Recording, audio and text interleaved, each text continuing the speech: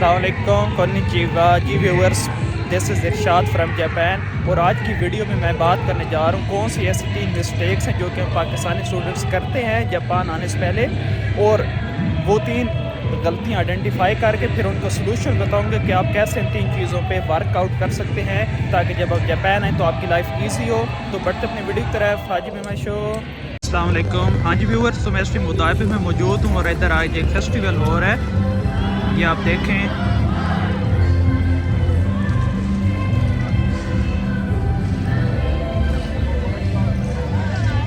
ये उदायबा टोक्यो की एक बेहतरीन ब्यूटीफुल प्लेसेस में से एक प्लेस है, और इधर अराउंड अक्टूबर और नवंबर में बहुत ज़्यादा फेस्टिवल होते हैं पूरे जापान में, और स्पेशली टोक्यो में कुछ यूनिवर्सिटी में फेस्टिवल होते हैं, कुछ ये उदायबा में। तो मैं इधर से गुजरते हुए मुझे कुछ इम्पॉर्टेंट पॉइंट्स याद है जो कि हम पाकिस्तानी स्टूडेंट्स करते हैं, जो कि 3 बड़ी मिस्टेक्स हम लोग करते हैं। हाँ जी, तो ये 3 गलतियाँ जो हम पाकिस्तानी स्टूडेंट्स करते हैं। नंबर 1 इज़ जापानी लैंग्वेज का ना सीखना, बग़ैर जापानी लैंग्वेज सीखे जापान आ जाना। नंबर 2, बग़ैर कुकिंग सीखे जापान आ जाना, यानी खाना बनाने की स्किल सीखे बग़ैर जापान आ जाना।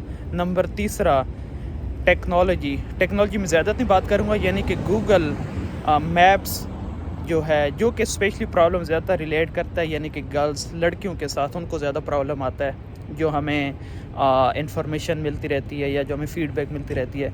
तो मैं आपको बताता हूँ कि इन प्रॉब्लम्स को आपने डील कैसे करना है, टैकल कैसे करना है। फर्स्ट प्रॉब्लम जो है लैंग्वेज सीखना।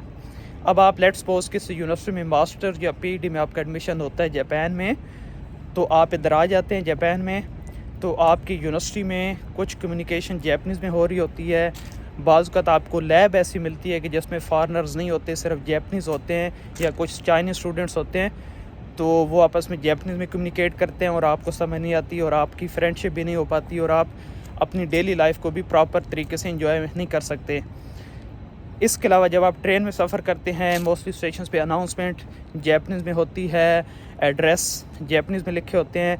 फिर आप किसी कन्वीनियंस स्टोर पे या सुपर मार्केट में कोई चीज़ ख़रीदने चले जाते हैं, अब उधर लंबी लाइन लगी होती है। वो जो शॉपकीपर आपसे जापानीज़ में पूछता है कि आपको शॉपिंग बैग चाहिए कि नहीं चाहिए। आपको अगर जापानी नहीं आती और आप उधर कंफ्यूज होते हैं, फिर ट्रांसलेटर यूज़ होता है, फिर एक टाइम वेस्ट होता है। फिर बाज़ औक़ात वो जो शॉपकीपर्स होते हैं वो आपको ये तो नहीं कह सकते कि आपको लैंग्वेज नहीं आती, बट उनका टाइम वेस्ट होता है, वो उधर मुलाजिम होते हैं।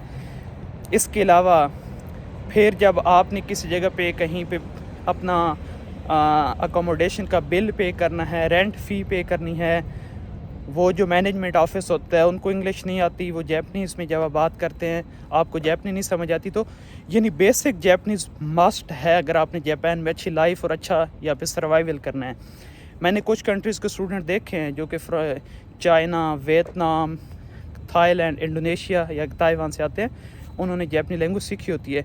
चलें फुल नहीं भी आती, हमें पता है ये 1-2 साल की गेम नहीं है, काफ़ी टाइम लगता है, बट जब आप जापानी यूनिवर्सिटी में अप्लाई करना स्टार्ट करते हैं और आप जापान आने तक 1 साल का टाइम होता है, आप उसमें JLPT जापानी language proficiency test N4 and N5 at least ये 2 लेवल कर लें। टोटल 5 लेवल्स होते हैं JLPT के।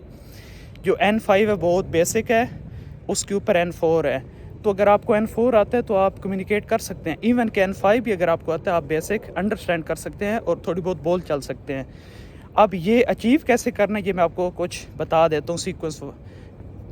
सबसे पहले तो कुछ बुक्स हैं, 2 बहुत फेमस बुक्स हैं जापानी लैंग्वेज की। एक है कि मीना नो निहोंगो, आप इंटरनेट से PDF डाउनलोड कर सकते हैं, या उसी की बुक की एक यूट्यूब पे एक फ़िलिपीन की लड़की है, निहोन गोल के नाम से उसका यूट्यूब चैनल है, आप उससे डेली एक वीडियो देख सकते हैं। उसके 50 लेसन्स है JLPT N5 की, वो आप करें और आप इजीली कम्युनिकेट कर सकेंगे। इसके अलावा सेकंड बुक है कि गेंकी, GENKI, ये जो गेंकी है ये भी आपको बेसिक सिखा देती है N5 लेवल तक। फिर अगर आप बुक्स से तैयारी नहीं करते, कुछ 2 वेबसाइट्स हैं बहुत हेल्पफुल। एक है कि यानी JLPT सेंसे, और एक है NHK वर्ल्ड जापानी लैंग्वेज। تو ان دونوں ویب سائٹ سے آپ سیکھ سکتے ہیں. اسی طرح کچھ اپلیکیشنز ہیں یعنی کہ ڈوولنگو اپلیکیشن ہے, اس کے بعد میجی GLPT اپلیکیشنز ہے. ان اپلیکیشن سے آپ ہیلپ لے کے اپنی جیپن لینگویج امپروو کر سکتے ہیں. تو آپ اگر N4 اور N5 لیول کی سیکھ چکے ہیں اور آپ کچھ کانجی آتی ہوگی, ووکیبلری کے ورڈز آتے ہوں گے, گرامر پارٹ آتا ہوگا, آپ ادھر آ کے فرینڈس بنا سکتے ہیں, یونیورسٹی لائف اچھی سروائیو کر سکتے ہیں, پارٹ ٹائم جاب لے سکتے ہیں. بعض کا جب international student part time job لینے کے لیے جاتا ہے, انٹرویور بیسک کویسچن پوچھتا ہے کہ آپ کس دن سے کس دن تک کام کریں گے, کتنے بجے سے کتنے بجے کریں گے. اور انٹرنیشنل اسٹوڈنٹ کو اگر یہ بھی نہیں پتہ کہ منڈے کو کیا بولتے ہیں گیسو یوبی, فرائیڈے کو کن یوبی بولتے ہیں, سیٹرڈے کو دو یوبی, اتوار کو نیچ یوبی, اور صبح 9 سے یعنی کہ کوجی, اور شام 3 بجے تک یعنی کہ سانجی یعنی کہ گوگو سانجی مادے, صبح 9 سے شام 3 تک کام کرنا چاہتا ہوں. اگر یہ بھی نہیں آتا نا جیپنیز میں بولنا, تو پھر لائف بہت ٹف ہو سکتی ہے جاپان میں. تو ایٹ لیسٹ مہینوں کو انعام کیا ہوتے ہیں, گنتی 8 9 10 کو کیا بولتے ہیں, ہاچی کیو اینڈ 10 کو جو, اس طرح کی چیزیں. پھر اس کے بعد ٹائم کے بارے میں, دنوں کے بارے میں, اور اس کے بعد پیسوں کے بارے میں. یعنی 10,000 کو جیپنیز میں کیا بولتے ہیں, ایچیمان. 1,000 کو یعنی کہ سین, اور 300 کو یعنی کہ سم بیاکو. اب اس طرح کی چیزیں جو بندہ N5 اور N4 کر لیتا ہے وہ بہت اچھی طرح بات چیت کر سکتا ہے. تو یہ بہت امپورٹنٹ ہے اس طرح کی بیسک جیپنیز کا نالج ہونا. اور اب ہے سیکنڈ پوائنٹ, کھانا یعنی کہ کوکنگ کی سکلز. اب اگر پاکستان میں ہمیں پتہ ہے ہم ہاسٹل میں بھی رہیں تو پھر بھی ہم آلموسٹ میس سے کھانا کھاتے ہیں. بہت ہی کم اسٹوڈنٹس ہوتے ہیں جو کھانا بنانا جانتے ہوتے ہیں. تو جب آپ جاپان آتے ہیں تو ادھر پہلی بات آپ کو پاکستانی اور انڈین جو حلال ریسٹورنٹس ہیں وہ کم ملتے ہیں. یعنی حلال فوڈ ریسٹورنٹس ہیں, صحیح بات, لازمی نہیں کہ جس جگہ آپ کی یونیورسٹی یا آپ کی لوکیشن ہوگی ادھر بھی آپ کو ریسٹورنٹ ملے گا. ٹوکیو میں کچھ ہیں, باقی سٹیز میں تھوڑے بہت ہوتے ہیں. دوسرا, اگر ٹوکیو میں ملتے بھی ہیں تو وہ ایکسپینسو ہوتے ہیں. یعنی آپ اتنا اسکالرشپ اماؤنٹ نہیں ہے کہ آپ رینٹ بھی پے کریں اور کھانا پکانا بھی پورا مہینہ باہر سے کھائیں, تو آپ کو سروائیو کر سکتے ہیں. آپ کو پاکستان میں فیملی کو بھی سپورٹ کرنا ہوتا ہے. ہم مڈل کلاس فیملی سے اسٹوڈنٹس ہوتے ہیں تو فیملی کو بھی سپورٹ کرنا ہوتا ہے.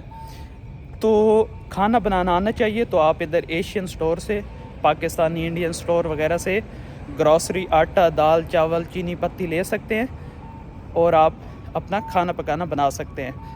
تو وہ آپ کو سستا پڑے گا. اس کے علاوہ میں تو یہ مشورہ دوں گا کہ آپ آٹا گوندنا اور روٹی پکانا بھی سیکھ لیں, وہ بھی آپ کو ادھر خود بنا لیں گے. لیکن اگر آپ روٹی بنانا نہیں بھی سیکھ سکتے تو آپ کو ادھر بنی بنائی روٹی یعنی نان ملتا ہے, تو آپ وہ پرچیز کر سکتے ہیں اور اوون میں گرم کر سکتے ہیں. بٹ ایٹ لیسٹ آپ کو سالن بنانا آنا چاہیے. اور لڑکیوں کو اتنا مسئلہ نہیں ہوتا, لیکن لڑکوں کو کھانا بنانے کی سکلز آنی چاہیے لازمی بیفور کمنگ ٹو جاپان. تو آپ کے پیسے بھی سیو ہوں گے, آپ کی صحت بھی اچھی ہوگی, کیونکہ باہر مرچوں مسالوں والا اگر آپ ایشین ریسٹورنٹ سے کھانا کھاتے ہیں تو پھر پیسے کا بھی زیادہ ہوتا ہے اور بعض کا آپ کی صحت بھی افیکٹ ہو سکتی ہے.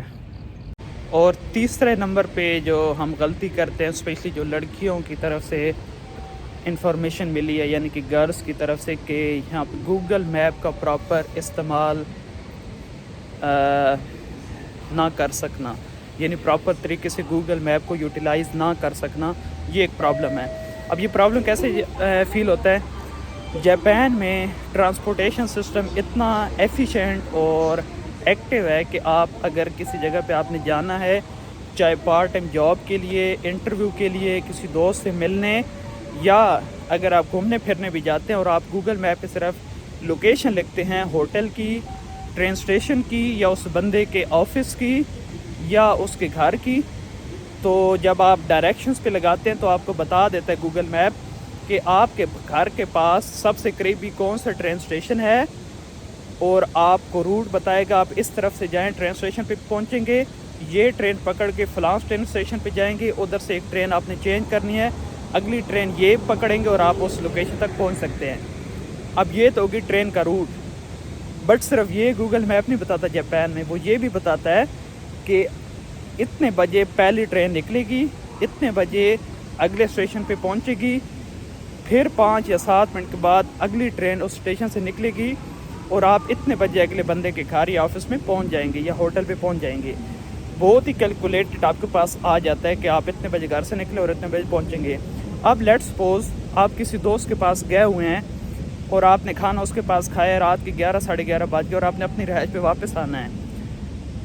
اب گوگل میپ سے اب یہ بھی چیک کر سکتے ہیں کہ جس لوکیشن پہ آپ ہیں، جب گوگل لوکیشن پہ آپ نے اپنے گھر کا ایڈریس لگایا ہے اور آپ ایک ادھر آپشن ہوتا ہے کہ لیو، کہ آپ اپنے دوست کے گھر سے لیٹ سپوز 12 بجے لیو کریں تو آخری ٹرین کا ٹائم کیا ہوگا. آپ کو آخری ٹرین کا ٹائم تک بھی گوگل میں بتا دے گا کتنے بجے فلاں اسٹیشن سے آخری ٹرین نکلے گی، اور آپ اپنا ٹائم پہ ٹرین پہ پہنچ کر گھر پہنچ سکتے ہیں. تو بہت ہی کنوینئنٹ ہے گوگل میپ ان جاپان. پھر لیٹ سپوز آپ کہتے ہیں نہیں یہ ٹرین سے جانا مہنگا پڑ رہا ہے، آپ کو گوگل میپ پہ دوسرا آپشن بھی ہوتا ہے. آپ اگر بس لیتے ہیں، اگر بس کا کرایہ اسی طرف جانے کے لیے کم ہے، لیٹ سپوز 400 ین لگتے ہیں، ٹرین پہ 500 ین، تو آپ بس کو لے سکتے ہیں، بس کے اوپر جا سکتے ہیں. پھر آپ کہتے ہیں یہ ٹرین اسٹیشن تو جہاں پہ آپ نے جانا ہے آفس یا پارٹ ٹائم جاب کے لیے وہ اتنا دور نہیں لگ رہا. آپ ادھر سائیکل کے آپشن پہ کلک کرتے ہیں، سائیکل کا ٹائم کیلکولیٹ بتا دے گا کہ روڈ فلیٹ ہے، کہ سٹیپ سلوپ ہے، ہموار ہے کہ زیادہ چڑھائی ہے، اور کتنا ٹائم لگے گا، ٹریفک کی نوعیت کیا ہے. تو پراپر گوگل میپ کا یوز ہونا چاہیے تاکہ آپ اس کو اویل کر سکیں. اب لیٹ سپوز آپ جب جاپان آتے ہیں نئے نئے اور آپ کا ایئرپورٹ پہ ورک پرمٹ کی اسٹیمپ نہیں لگتی، تو کیا ہوتا ہے کہ آپ کو امیگریشن آفس جانا پڑتا ہے. تو اگر آپ کو گوگل میپ یوز کرنا ہوتا ہے، کیونکہ جاپان میں نئے نئے آئے ہیں تو گوگل میپ یوز کرنا ہوتا ہے، تو آپ ایزیلی ان چیزوں کو یوٹیلائز کر کے اپنے اسٹیمپ وغیرہ لگوا سکتے ہیں. تو یہ تھے 3 غلطیاں، پرابلمس، اور میں نے ان کا سلوشن بتا دیا ہے. ان 3 چیزوں پہ ورک آؤٹ کر کے آپ اپنی لائف ان جاپان کو کنوینئنٹ بنا سکتے ہیں. دیکھتے رہیے ہماری اس طرح کی ویڈیوز، سٹے کنیکٹیڈ. ماتا نے سایونارا.